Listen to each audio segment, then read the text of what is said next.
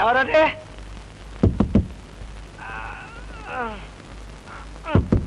అయ్యో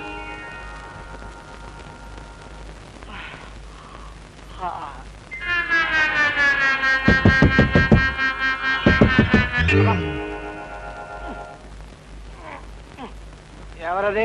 నాను బాబు, అప్పలమ్మని. నువ్వా? వచ్చావా? కంటి నిండా నిద్రపోలేవు కదా? నిద్ర పని మనుషులు శత్రువులు అనుకుంటాను.